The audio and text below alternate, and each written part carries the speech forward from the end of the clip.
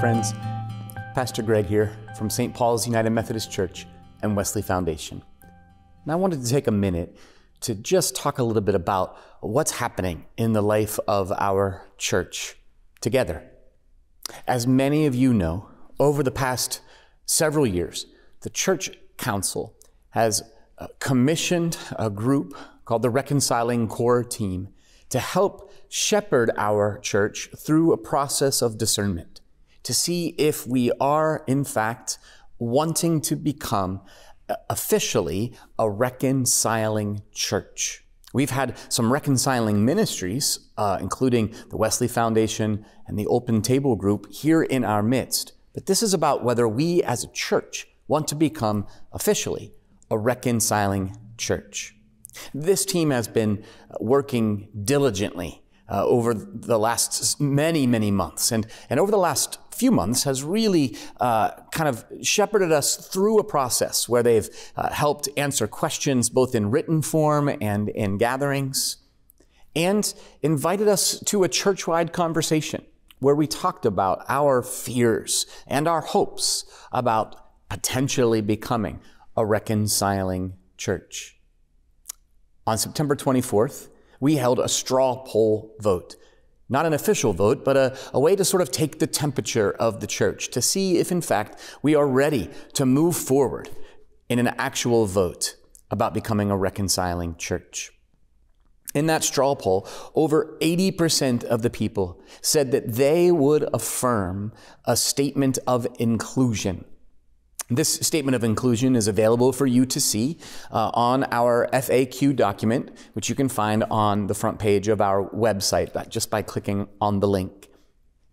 If we were, in fact, to vote on that statement of inclusion, and more than 75% of us said we affirm this statement, then we would become a reconciling church.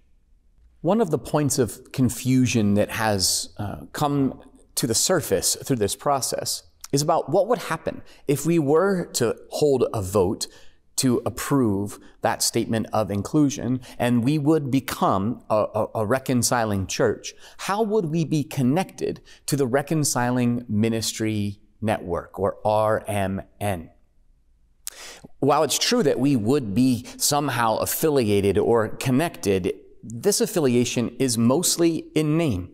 By approving the statement of inclusion, which says that all are welcome in our church, regardless of race or sexuality or ability or status, by affirming that, we would simply be put on a list or a network of churches who have approved that statement. That's all it means to be a reconciling church. We don't have to jump through any other hoops or pay any dues. We certainly don't have to change our relationship with the denomination. We would simply be included on a list of those churches who have had conversation and voted on this particular statement of inclusion. That way, if someone is looking for a church or a safe place to land in a faith community, they would know that this would be a church that would neither attack nor ostracize them. And that's important. It may not seem that important for many of us who have been here for a long time, but for others, it means a great deal that we make an overt statement that says, not only are you welcome here, I mean, we can print that on paper or paint it on the side of our building, but we need to not only say it, but show it. And so it matters that we prove it by going through the process, having the hard conversations, and ultimately holding a vote in which we decide together that at least 75% of us are on board with this statement of inclusion.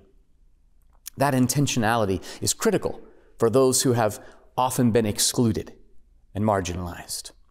In order to make sure that all of our questions are answered about this, as well as our connection to the Reconciling Ministry Network, you are invited to a gathering on Wednesday, October 25th at 7 p.m.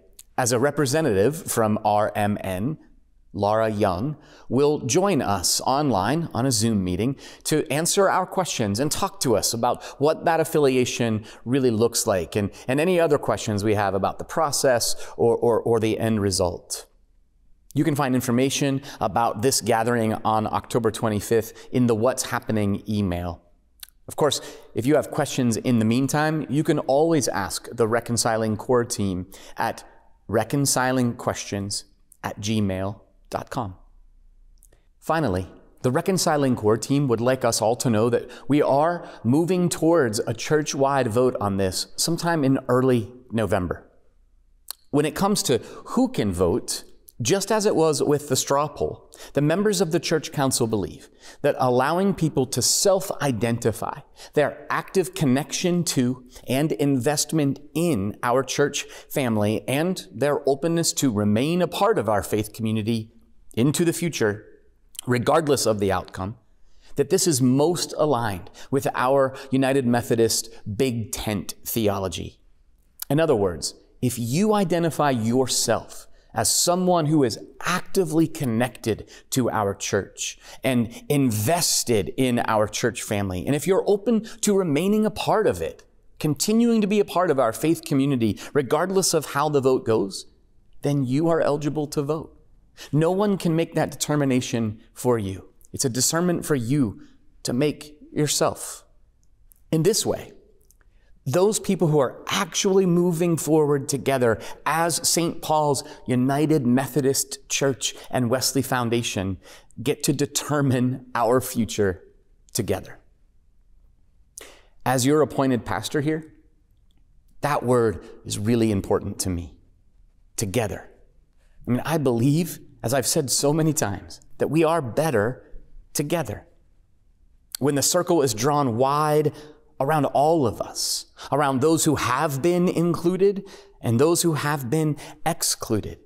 See, my vision for us is not to move the circle to a new place, but to simply widen it from where it has been all along, so that those who have been here for years will still be able to call this their church home.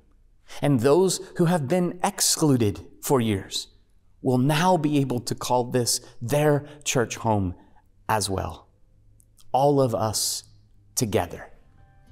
Friends, I am thankful for your togetherness and your faithfulness as we continue in this season of discernment as St. Paul's United Methodist Church and Wesley Foundation. My heartfelt prayer is that we would do so as family, as sisters and brothers together, deciding how to move forward, to widen the circle for those who have not been included. I'm grateful for you and look forward to continuing the journey with you. God bless.